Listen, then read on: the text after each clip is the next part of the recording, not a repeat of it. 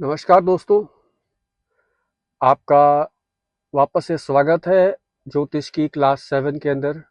और जैसा मैंने आपको पहले बताया था कि अब हम ज्योतिष क्लास 7 के अंदर वो पढ़ने जा रहे हैं जिसमें आपका इंटरेस्ट, अब आपका कॉन्फिडेंस बिल्ड होना शुरू हो जाएगा। अब आपको ये समझ में आने लगेगा कि मैंने जो भी कुछ अभी तक आपको बताया या जो भी कुछ आपने अभी तक सीखा है, ये सभी कुछ अब आपके लिए कितना रेलेवेंट है, किस तरीके से वो प्रयोग में आ सकता है। तो उस दिशा में हम आगे बढ़ते हैं। और आगे बढ़ने के बाद हम अब आपको बताएंगे कि कुंडली के अंदर किसी भी ग्रह की प्लेसमेंट, वो कहाँ बैठा हुआ है, उस पर दृष्टि किसकी पड़ रही है, और उस पर किन ग्रहों के साथ संगत है, किस ग्रहों के संगत में वो बैठा है। प्लस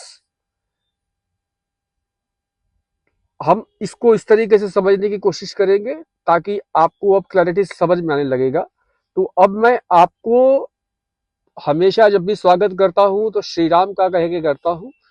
तो श्री राम की ही एक कुंडली है जो वाल्मीकि रामायण में वाल्मीकि जी के द्वारा बताया गया है, उनकी ग्रह स्थितियों के बारे में जन्म के समय। तो उसी का एक चित्रण है श्री राम की कुंडली का।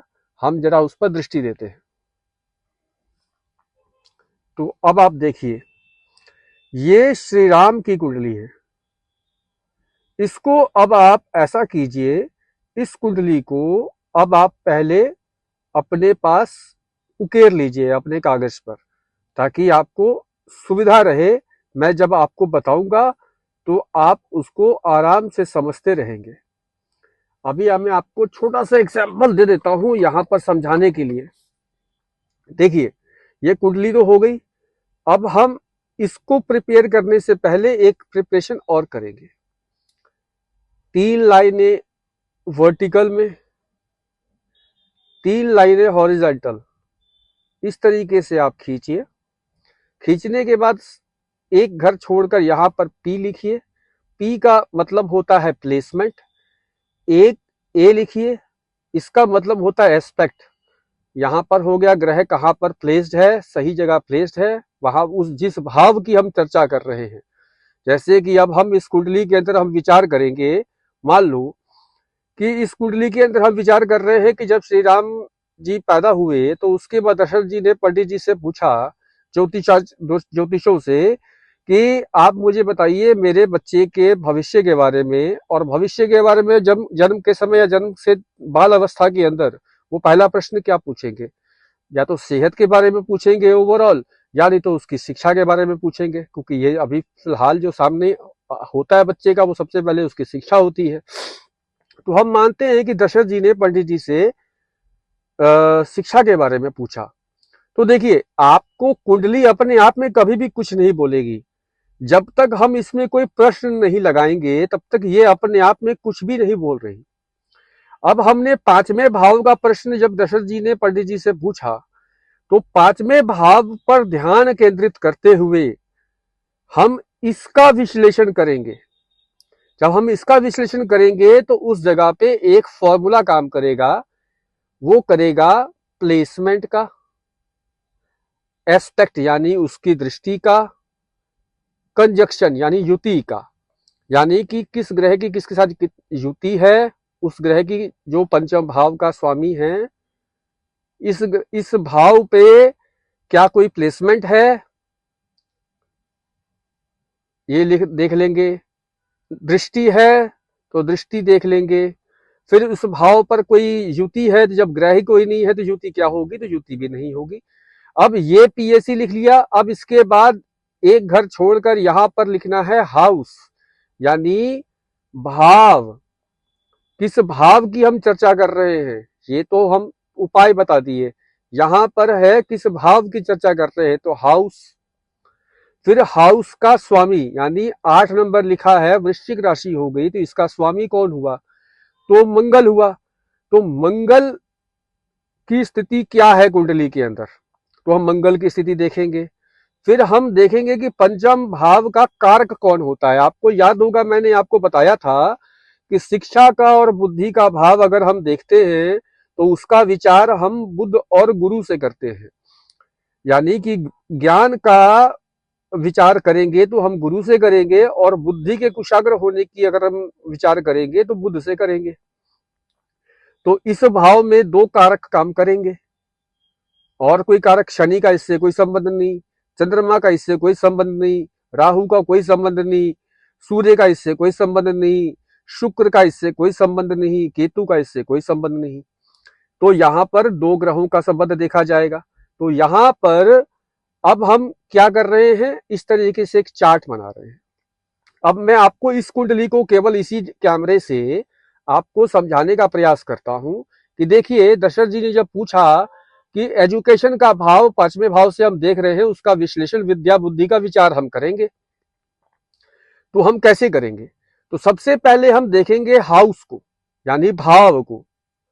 तो भाव के अंदर सबसे पहले हम क्या देखेंगे? प्लेसमेंट है किसी ग्रह की, कोई ग्रह यहां पर प्लेस्ड नहीं है, तो हम यहां पर इसको क्रॉस कर देंगे।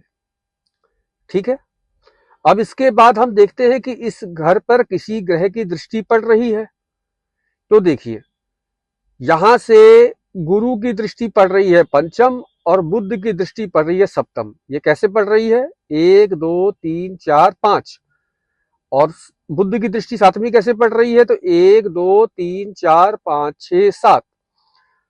सूर्य 8वीं दृष्टि उसकी होती नहीं, चंद्रमा की 5वीं दृष्टि होती नहीं, शनि की तीसरी दृष्टि होती है। तो शनि की तीसरी दृष्टि पड़ेगी तो यहां पड़ेगी, यहां नहीं पड़ सकती। मंगल के पास 7, 4 7 और 8 होता है, तो 4 यहां पे पड़ेगा, 7 यहां पर और 8 यहां पर पड़ेगा। शुक्र की 7वीं दृष्टि है, शुक्र की 7वीं दृष्टि से यहां पर दृष्टि आएगी, यहां नहीं आएगी, यहां नहीं आएगी। उसी प्रकार बुध की सीधी दृष्टि यहां पड़ रही है, तो बुध 7वीं दृष्टि से देख रहा है इस भाव को, और गुरु 5वीं दृष्टि से इस भाव को देख रहे हैं। यानी कि इस और इसकी स्थिति क्या है? तो देखिए, गुरु ग्रह जो है अब कर्क राशि में बैठे हैं। तो आपको मैंने ग्रहों के उच्च और नीच अवस्था के बारे में बताया था कि कोई ग्रह उच्च किस राशि में होता है और नीच किस राशि में होता है। तो गुरु ग्रह कर्क राशि में उच्च के होते हैं, प्लस लग्न में बैठे हैं, पहली बात। दूसरी बात कि वो लग्न के स्वामी ग्रह हैं। क्यों? क्योंकि 9वें भाव के स्वामी हैं और 6ठे भाव के स्वामी हैं। तो 9वें और 6ठे भाव के स्वामी हैं, तो हम इनको किस प्रकार लेंगे? शुभ भाव के स्वामी कहलाएंगे। यानी लग्न में बैठे हैं, उच्च राशि में बैठे हैं, और जिस राशि में उच्च होके बैठे हैं उस राशि का स्वामी भी उनके साथ बैठा है। तो इसकी अवस्था क्या कहलाएगी? बड़ी पॉजिटिव। तो यहां पर हमने गुरु के आगे प्लस लिख दिया। अब हम आगे बढ़ते हैं बुध की तरफ। तो बुध कहां बैठे हैं? बुध बैठे हैं शुक्र की राशि में। शुक्र की राशि में बैठे हैं, तो चंद्रमा की इस कर्क लग्न की कुंडली के अंदर ये भाव और ये भाव दोनों ये भाव शुक्र का भाव है और ये समभाव है। तो समभाव और ये भाव अगर देखा जाएगा तो इसके अंदर हम क्या कहेंगे कि शुक्र समभाव के स्वामी है, तो शुक्र के घर में बैठे हैं। ठीक है। तो यहां पर हम इसका विचार कर लेंगे। तो यहां पर देखिए कि बुध जो है यहां पर शुभ भाव की, क्योंकि भाव का स्वामी कहां बैठा है? अब इसके भाव का स्वामी कहां बैठा है? शुक्र। शुक्र बैठा है अपनी उच्च राशि मीन में। यानी इस भाव का स्वामी इस घर में अगर उच्च अवस्था में बैठा है तो क्या इस भाव को खराब होने देगा? नहीं खराब होने देगा। भले ही बुध जो है वो आपके 12वें बुरे भाव का स्वामी है, लेकिन चूंकि भाव स्वामी की स्थिति बहुत अच्छी है, तो भाव स्वामी की स्थिति अच्छी होने के कारण, वो भी उच्च की स्थिति होने के कारण, बुध जो प्रभाव देंगे उसका फल पॉजिटिव ही होगा, क्योंकि भाव मजबूत है, क्योंकि भाव स्वामी मजबूत है। तो भाव स्वामी मजबूत होने के कारण बुध यहाँ पर पॉजिटिव फल देंगे। तो हमने यहाँ पे बुध के आगे प्लस लिख दिया और बुध भी लिख दिया, क्योंकि दृष्टि तो है ही। अगर बुरी स्थिति होती थी यहाँ पे प्लस की जगह माइनस लिख देते, बस बुध जरूर लिखना है यहाँ पर। तो हमने बुध यहाँ पर लिख दिया, प्लस है। प्लस हम पूछ रहे हैं, अब ये भाव पूछ रहा है, ये पूछ रहा है ये फॉर्मूला कि क्या उस भाव के अंदर कोई युति है? कोई ग्रह भी नहीं है तो युति क्या होगी? तो कोई युति नहीं है, हमने यहाँ पे क्रॉस कर दिया। अब बात आती है हाउस लॉर्ड, यानी इस भाव की जिसकी हम चर्चा कर रहे हैं उस पर तो हमने दृष्टियां देख ली, दृष्टि यहां पर दिख गया, लेकिन अब इस भाव का क्या हाल है? ये वृश्चिक राशि है। वृश्चिक राशि का स्वामी कौन होता है? तो मंगल होता है। तो मंगल किन किन भावों का स्वामी है इस कुंडली के अंदर? तो मंगल इस कुंडली के अंदर दशम भाव और पंचम भाव का स्वामी है। पहली बात हो गई। अब इसके बाद मंगल कहाँ बैठे हैं? तो मंगल बैठे हैं सप्तम भाव में, मकर राशि में। तो मंगल मकर राशि में उच्च के होते हैं, यानी मंगल की स्थिति मजबूत हो गई। तो मंगल यहां पर हाउस लॉर्ड प्लस हो गया। अब हाउस लॉर्ड पर क्या किसी की दृष्टि पड़ रही है? तो हाउस लॉर्ड पे किसकी दृष्टि देखी जाएगी? कैसे दृष्टि देखी जाएगी? तो हाउस लॉर्ड पर देखो सातवीं दृष्टि तो यही दोनों दिख रहे हैं, सामने सामने बिल्कुल साफ दिख रहे हैं। चंद्र और गुरु यहां से सातवीं दृष्टि दे रहे हैं, 1 2 3 4 5 6 7। चंद्रमा इस पे दृष्टि दे रहे हैं। तो चंद्रमा इस कुंडली के कारक ग्रह हैं, शुभ ग्रह हैं कि अशुभ ग्रह हैं? शुभ हैं, क्योंकि लग्न के स्वामी हैं। तो शुभ दृष्टि दे रहे हैं, तो पॉजिटिव हो गया। प्लस इसके बाद आ गया गुरु। गुरु इस कुंडली के अंदर अच्छे भाव के स्वामी है, बुरे भाव के स्वामी है। तो अच्छे भाव के स्वामी है, बैठे कहाँ हैं? तो अपने उच्च राशि में बैठे हैं। चंद्र कहाँ बैठे हैं? तो अपनी स्वराशि में बैठे हैं।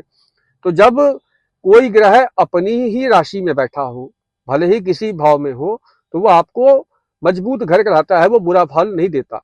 और जब कोई ग्रह अपनी उच्च की राशि में या मित्र की राशि में बैठा हो तो अच्छा फल देता है। तो यहाँ पर ये उच्च अवस्था में बैठे हैं।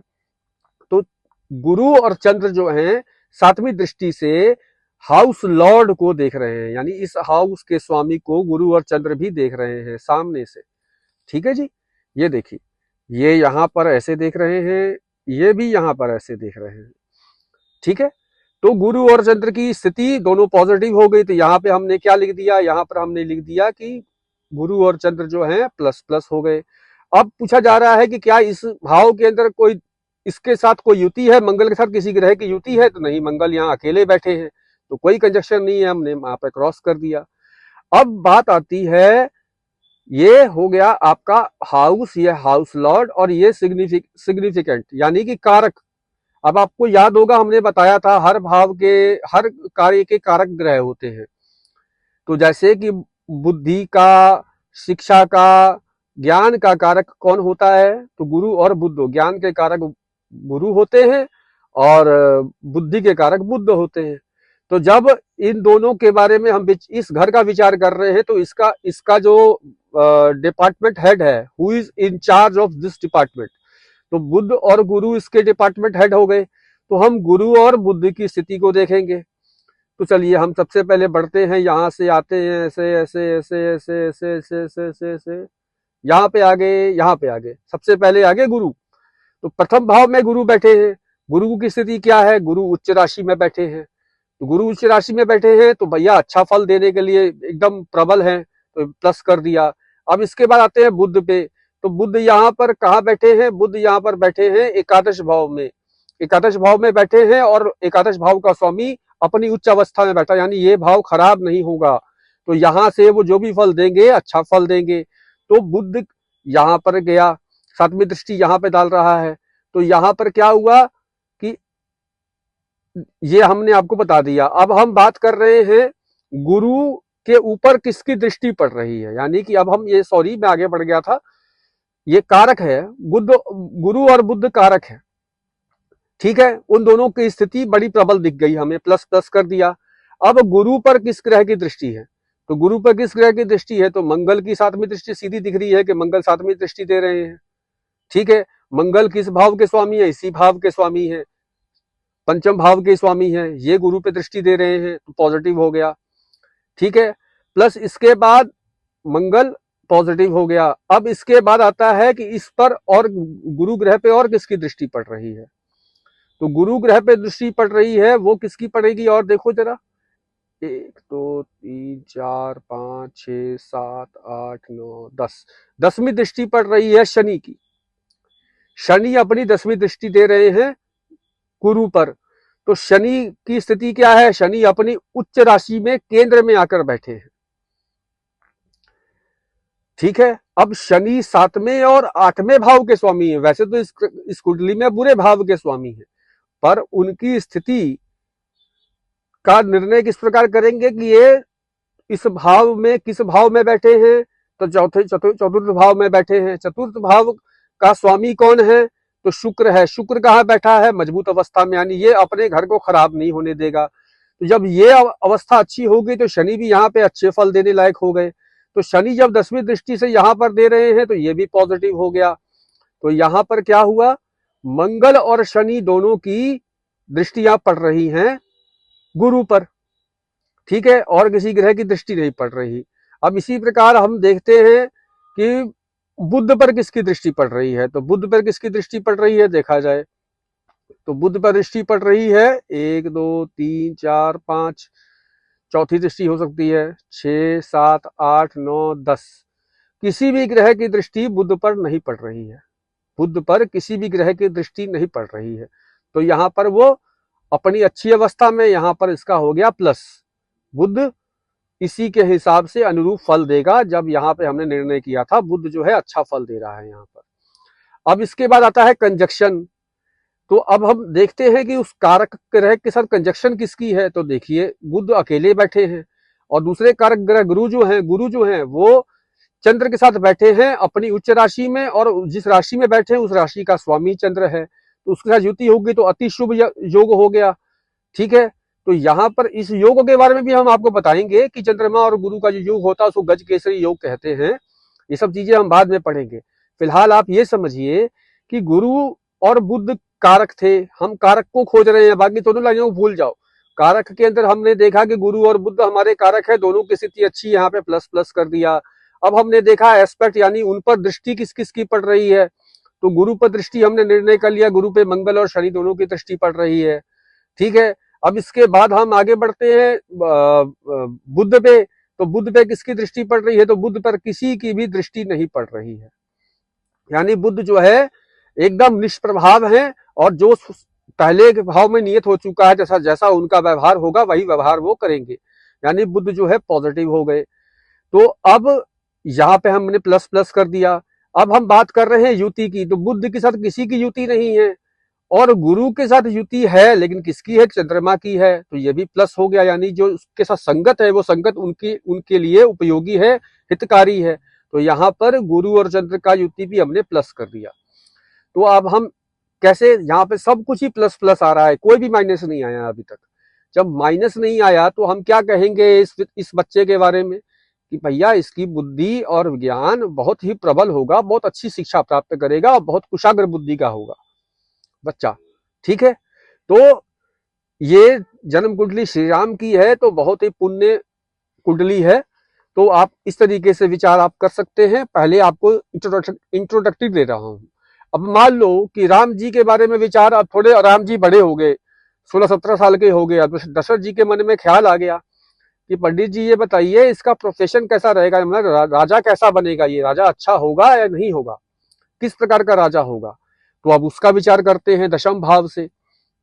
दशम भाव में अब हम देखते हैं कि दशम भाव, आपको पता है कि रोजगार का, व्यापार का कारक का भाव दशम भाव होता है। दशम भाव में सूर्य उच्च के होके बैठे हैं, यानी हाउस में पॉजिटिविटी आ गई, एक प्लस आ गया क्योंकि सूर्य उच्च के बैठे हैं, ठीक है। तो सूर्य उच्च के बैठे हैं, यहाँ पे प्लस हो गया।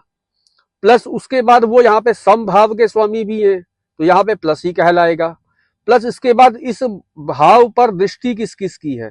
तो यहाँ पर दृष्टि मैंने निकाला हुआ है, मंगल और शनि की दृष्टि है। कैसे देखिए, मंगल 1 2 3 4 चौथी दृष्टि दे रहे हैं, और शनि 1 2 3 4 5 6 7 सातवीं दृष्टि दे रहे हैं। इसके बाद 9वीं दृष्टि यहीं पर समाप्त हो जाती है, गुरु की दृष्टि नहीं आ सकती। शुक्र की 7वीं दृष्टि होती है तो वो नहीं आ सकती।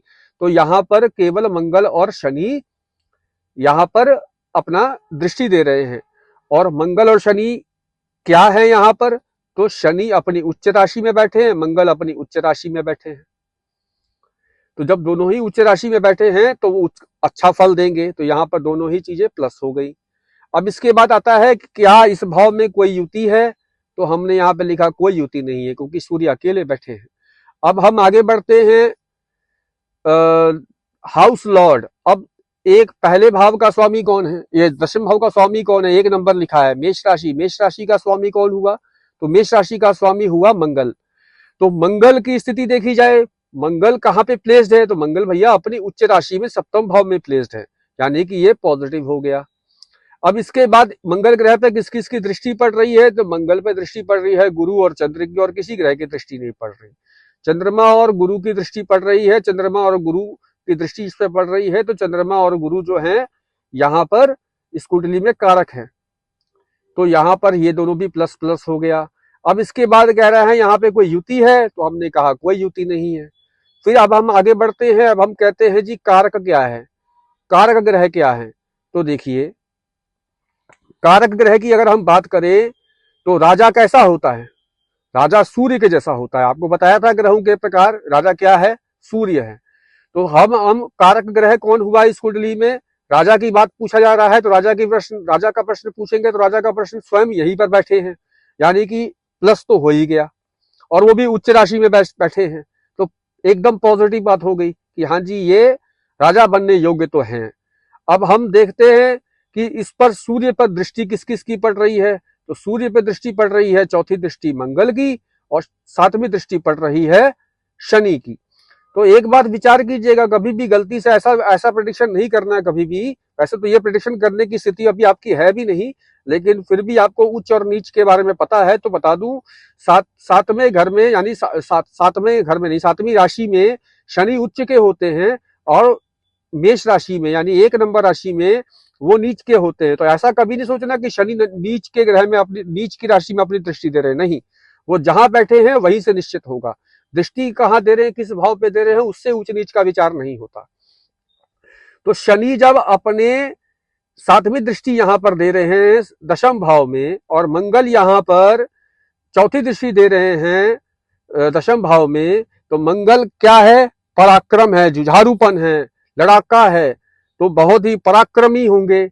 शनि बहुत ही न्याय के कारक ग्रह हैं शनि, तो न्यायपूर्ण व्यवहार रखने वाले राजा होंगे। तो यहाँ पर इन दोनों की दृष्टियों का यहाँ पर ये फल हो गया। तो यहाँ पर मंगल और शनि क्या हो गए, मंगल और शनि पॉजिटिव हो गए।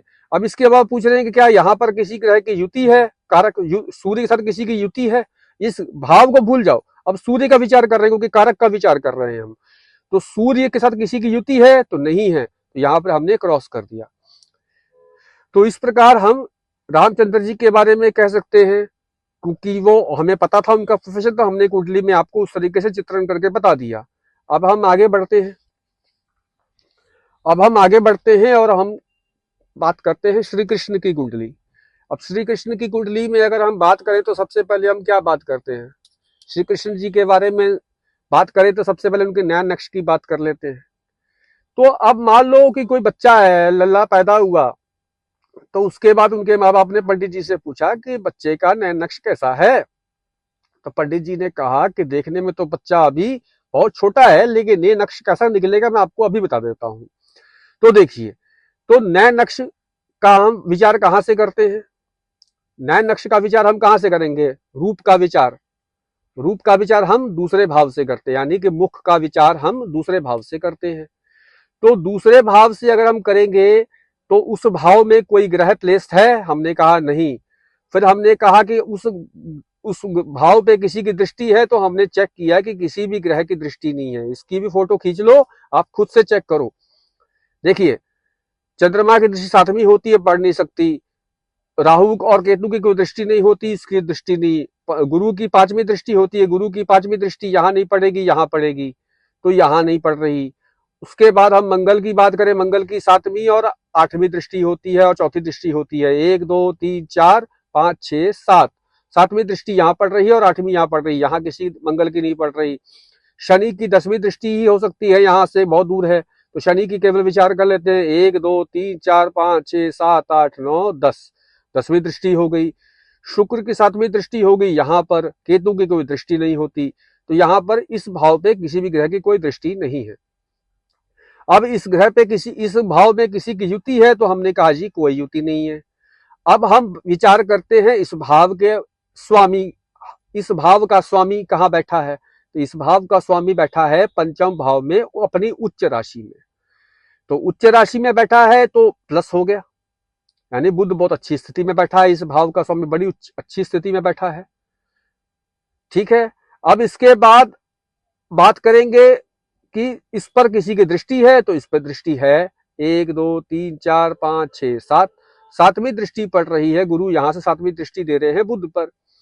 उसके बाद 8 में मंगल यहीं भी समाप्त हो गया, 9 पे यहीं पर गुरु गुरु ऑलरेडी हमने ले लिया, 10 में यहाँ पर समाप्त हो गया, शनि की दृष्टि पड़ नहीं रही, यानी कि गुरु की एक दृष्टि यहाँ पे पड़ रही है। और गुरु जो है, गुरु इस भाव में कहाँ है, स्वराशि में बैठे हैं अपनी, जबकि ये बुरे भाव के स्वामी हैं, लेकिन अपने ही घर में बैठे हैं। तो यहाँ पर जब अपने घर में कोई ग्रह बैठा होता है तो अच्छा फल देता है, वो अपने घर को कभी खराब नहीं होने देता। यानी कि ये ग्रह, ये गुरु जो है उनकी दृष्टि से पड़ रही है, वो अच्छी हो गई, प्लस हो गया। प्लस पूछा जा रहा है इसमें कोई युति है, बुध के साथ किसी की युति है, तो हमने कहा जी कोई युति नहीं, अकेले बैठे हैं, माइनस हो गया, क्रॉस हो गया। अब बात करें कि कारक, अब नैन नक्श का कारक कौन है? देखो, सुंदरता आकर्षण का कारक शुक्र है, लेकिन अगर नैन नक्श की बात किया जाए तो नैन नक्श का कारक बुध होता है, बुध होता है। तो नैन नक्श जो होते हैं, यानी कि जो कला, प्योर कला होती है, वो बुध से देखी जाती है। यानी कटान, किसी भी चीज का अगर खूबसूरती से कटान, जैसे कि छोटे बच्चों को भी आप देखो, या कोई भी ड्राइंग वगैरह करते हैं, जो लकीरें खींची जाती है खूबसूरत सी, वो सब बुध के कारण होती है। तो हमने बुध को कारक माना यहाँ पर। तो बुध की स्थिति हमने देखी, बुध की प्लेसमेंट कहा कैसी है भैया, बुध की प्लेसमेंट बहुत अच्छी है। फिर हमने देखा जी बुध पर किसकी दृष्टि पड़ रही है, तो वही बुध पे दृष्टि पड़ रही है गुरु की, तो गुरु प्लस हो गए। कोई युति है इसके साथ तो नहीं है, तो हमने कहा जी भैया बच्चे का नया नक्श बड़ा ही खूबसूरत होगा, क्योंकि यहाँ पे सब प्लस प्लस आ रहे हैं, माइनस एक भी नहीं है, हमारे पास 4 प्लस आ गए और माइनस एक भी नहीं है, यानी कि ये बहुत अच्छे खूबसूरत नया नक्श वाला होगा। अब उनके विवाह के बारे में जब थोड़े बड़े होंगे तो पूछा जाएगा भैया आपके विवाह का क्या हिसाब किताब है, इनका बताइए, विवाह कैसे होगा, कैसा होगा विवाह इनका। सातवें भाव से विश्लेषण करते हैं विवाह का, आपको पता है। तो सातवें भाव से विवाह का संबंध अगर हम करेंगे तो सातवें भाव को विचार कर लेते हैं। तो सबसे पहले हम देखेंगे जी प्लेसमेंट, सातवें भाव में किसी भी ग्रह की कोई प्लेसमेंट है, नहीं है, हमने यहाँ पर लिख दिया क्रॉस। फिर हमने देखा जी कि इस पर किसी भाव की दृष्टि है, तो हमने देखा जी कि इसमें दृष्टि है, चंद्रमा और गुरु की दृष्टि पड़ रही है, कैसे वो भी विचार कर लेते हैं। चंद्रमा की सातवीं दृष्टि पड़ती सीधी दिख रही है, सूर्य की सातवीं दृष्टि यहाँ पड़ती है, बुध की सातवीं दृष्टि यहाँ पड़ती है, शुक्र की सातवीं दृष्टि यहाँ पड़ेगी, शनि की तीसरी दृष्टि यहाँ पड़ेगी, सातवीं यहाँ पड़ेगी, दसवीं यहाँ पड़ेगी। तो और केतु की कोई दृष्टि नहीं होती। मंगल की चौथी दृष्टि पड़ेगी यहाँ पर, सातवीं पड़ेगी यहाँ पर, आठवीं पड़ेगी यहाँ पर। तो यानी कि सातवें भाव पर किसी भी ग्रह की दृष्टि नहीं पड़ रही। अब गुरु की दृष्टि पड़ रही है, कैसे वो देखिए, 1 2 3 4 5 6 7 8 9, तो गुरु की दृष्टि पड़ रही है सातवें भाव पर। अब चंद्रमा की सातवीं दृष्टि पड़ रही है, चंद्रमा की सातवीं दृष्टि पड़ रही है, चंद्रमा की सातवीं दृष्टि पड़ रही है सप्तम भाव पे। तो हमने यहाँ पर लिख दिया कि चंद्रमा और गुरु की दोनों की दृष्टियां यहाँ पर पड़ रही हैं। फिर पूछा जा रहा है कि कोई युति है इस भाव में, तो हमने कहा यहाँ पे कोई ग्रह ही नहीं है, युति कैसे होगा, इसलिए क्रॉस कर दिया हमने यहाँ पर। अब इसके बाद बात करते हैं हाउस लॉर्ड की, यानी वृश्चिक राशि यहाँ पड़ रही है, इसका स्वामी कौन होता है, तो मंगल होता है। तो मंगल की स्थिति देखी जाए, मंगल कहाँ प्लेस्ड है, तो मंगल प्लेस है जी अपनी उच्च राशि मकर में, वो भी नवम भाव में, यानी मंगल प्लस हो गए। अब मंगल ग्रह पे किसकी दृष्टि पड़ रही है, तो मंगल ग्रह पे हमने ऑलरेडी विचार कर रखा है, आप देख लीजिएगा, इस पर किसी भी ग्रह की दृष्टि नहीं पड़ रही। वैसे 1 2 3 4 5 6 7 8 9 10, अब जहां जहां हमने नंबर रोका है वहां पर कोई भी ऐसा ग्रह नहीं जिसकी दृष्टि इतनी पड़ती हो। यहाँ पे मंगल पे कोई भी ग्रह की दृष्टि नहीं पड़ रही, तो हमने यहाँ पर लिख दिया क्रॉस। फिर अब हम बोलते हैं जी जिसके साथ किसी की युति है, तो हमने कहा अकेले बैठे हैं जी मंगल, यहाँ पे क्रॉस कर दिया। अब बात करते हैं कि इनके विवाह का, तो विवाह का कारक कौन होता है, तो विवाह के कारक शुक्र होते हैं। कई लोग जैसे कहते हैं ना कि विवाह का कारक पुरुषों के लिए शुक्र होता है और स्त्रियों के लिए गुरु, तो ऐसा नहीं है। पति और पत्नी के संबंध में विचार किया जाता है तो अलग किया जाता है, विवाह चाहे स्त्री का हो चाहे पुरुष का हो, वो शुक्र से ही देखा जाएगा। हाँ, अगर स्त्री के मामले में पति के बारे में विचार करना हो तो गुरु से, और पुरुष के मामले में अगर पत्नी के बारे में विचार करना हो तो शुक्र से देखा जाता है। तो यानी विवाह दोनों ही मामलों में सेम है, तो यानी शुक्र इसके कारक हो गए। तो शुक्र ग्रह की यहाँ पे स्थिति देखी जाए तो देखिए, शुक्र ग्रह 8वें भाव में बैठे हैं, भैया बुरे भाव में बैठे हैं। 8वां भाव तो आपको पता है कि 6, 8, 12 छठे भाव में बैठे हैं। 6, 8, 12 जो है बुरा भाव होता है। लेकिन आप यहाँ पर गौर कीजिए कि ये पहले तो ये अपनी स्वराशि में बैठे हैं, पहला पॉजिटिव, प्लस शनि इस भाव में उच्च के हो जाते हैं। जब शनि इस ग्रह में उच्च के हो गए तो और रोशन हो गया, यह भाव पॉजिटिव हो गया, क्योंकि एक बड़ी पॉजिटिविटी जुड़ गई, एक ग्रह पॉजिटिव हो गया, यहाँ पर उच्च का हो गया। तो यहाँ पे उच्च का शनि हो गया, तो यहाँ और शनि किस भाव के स्वामी है, तो नवम और दशम के स्वामी है। शनि नवम और दशम आपको पता है अत्यंत योग का अत्यंत शुभ भाव कहलाता है, अगर योग स्वामी का केंद्र और त्रिकोण का संबंध बन जाए जिसका। तो शनि यहाँ पर वैसे ही शुभ ग्रह हैं, प्लस अपने उच्च राशि में आके बैठ गए हैं तो बहुत शुभ हो गए। तो शुक्र यहाँ पर और केतु बैठे हैं यहाँ पर। तो केतु के बारे में विचार करते हैं तो केतु और राहु के बारे में हमने आपको यही बताया था कि केतु और राहु का स्वभाव में सिर्फ अंतर इतना है कि राहु चालाकियां देता है और केतु किसी भाव के लिए तड़प देता है। लेकिन इनकी अपनी कोई भी राशि नहीं होती, तो वो जिस भी भाव में बैठते हैं उस भाव का जैसा भी माहौल होता है उसके अनुरूप ही वो फल देने लगते हैं। यानी ये असिस्टेंट टू शुक्र, असिस्टेंट टू शनि हो जाएंगे, यानी कि ये इन्हीं के अनुरूप फल देंगे। तो यहाँ पर ये भी पॉजिटिव हो गए। तो अब हम बात कर रहे थे कि शुक्र पर कोई दृष्टि तो किसी की पड़ नहीं रही, शुक्र पे किसी की दृष्टि नहीं पड़ रही, ठीक है। लेकिन अगर हम बात करें कंजक्शन की, यानी युति किसकी हो रही है, तो यहाँ पर देखिए युति शनि और राहु केतु के साथ इसकी युति है। तो शनि और केतु के साथ इनकी युति है, तो शनि अपने पॉजिटिव अवस्था में बैठे हैं, केतु उनके साथ ऑलरेडी पॉजिटिव हो गए, यानी 2 पॉजिटिव यहाँ पर हो गए। तो विवाह के बारे में अगर हम विचार करेंगे तो हम क्या बोलेंगे, भैया कितने पॉजिटिव हो गए, 1, 2, 3, 4, 5, 6 पॉजिटिव हो गए, नेगेटिव एक भी नहीं है। तो भैया इनका विवाह कैसा होगा, तो भैया बहुत अच्छा होगा, कृष्ण का विवाह बहुत अच्छा होगा। अब लोग कहते हैं कृष्ण के विवाह के बारे में और भी कहानियां भ्रांतियां हैं कि कितनी 16,000 रानियां थी, 108 रानियां उनको बहुत प्रिय थी, ये सब। तो ये सब का विचार भी आप यहीं से कर सकते हो कि आप देखिए कि इनका 7वां भाव कितना शुभ है, ठीक है। तो यहां पर आप देखिए 7वें भाव का जो कारक है शुक्र, वो कितनी अच्छी अवस्था में बैठा है। तो अच्छी अवस्था में बैठा तो वो या कारक तो बना बढ़ाएगा, तो बढ़ाया है। अब हम 10वें भाव से कृष्ण जी का विचार करते हैं। तो कृष्ण जी का प्रोफेशन हम जैसे जानते हैं कि वो बहुत अच्छे सलाहकार हैं, वो बहुत अच्छे सलाहकार हैं, वो मंत्री बहुत अच्छे। महाभारत में भी आपने देखा होगा कि सभी लोग उनका बड़ा आदर सम्मान करते थे, उनकी बुद्धि और विवेक के लोग बहुत प्रशंसा करते थे कि कृष्ण जी की बुद्धि और विवेक बहुत प्रशंसनीय है, वो हमेशा बहुत अच्छी राय देते हैं किसी को। तो कृष्ण जी के का हम उनको मंत्री मान लेते हैं, तो मंत्री वाला स्वभाव है उनका। तो मंत्री वाला प्रोफेशन देख लेते हैं कि भैया इनके प्रोफेशन से उनका प्रोफेशन कैसा रहेगा, तो भैया जीवन में करेंगे क्या। तो देखिए उनका प्रोफेशन देखते हैं कैसा प्रोफेशन है इनका। तो सबसे पहले हम पीएससी पे जाते हैं, प्लेसमेंट देखते हैं। प्लेसमेंट यहाँ पर कोई भी नहीं है, हमने यहाँ पर लिख दिया क्रॉस। फिर हमने लिखा कि यहाँ पर किसी की ग्रह की दृष्टि पड़ रही है, तो सूर्य की 7वीं दृष्टि यहाँ पड़ रही है और किसी भी ग्रह की कोई दृष्टि नहीं पड़ रही है। मैं जल्दी जल्दी इसलिए कर पा रहा हूँ क्योंकि मैंने प्रैक्टिस किया है, मैंने आपको याद करवाया था। अगर आपने प्रैक्टिस नहीं किया है तो कीजिए, आपको याद हो जाएगा, वरना आप खुद से भी उंगलियों से गिन के आप पता लगा सकते हो कि हाँ जी यहाँ पे कौन सी ग्रह की दृष्टि पड़ रही है। सूर्य की 7वीं दृष्टि यहाँ पड़ रही है और किसी भी ग्रह की कोई दृष्टि यहाँ पर नहीं पड़ रही। तो जब जहाँ पे दृष्टि नहीं पड़ रही तो यहाँ पे हमने लिख दिया कि सूर्य प्लस है यहाँ पर। हाँ जी, सूर्य का प्लस क्यों लिखा हमने, सूर्य भैया 4th भाव के स्वामी है, सम भाव के स्वामी है और अपनी स्वराशि में बैठे हैं तो अच्छा फल देंगे, तो यहाँ पे प्लस लिख दिया। प्लस इसके बाद आते हैं कंजक्शन। तो क्या इनके 10म भाव में कोई भी युति है, जब कोई ग्रह ही नहीं युति क्या होगा, हमने यहाँ पर क्रॉस कर दिया।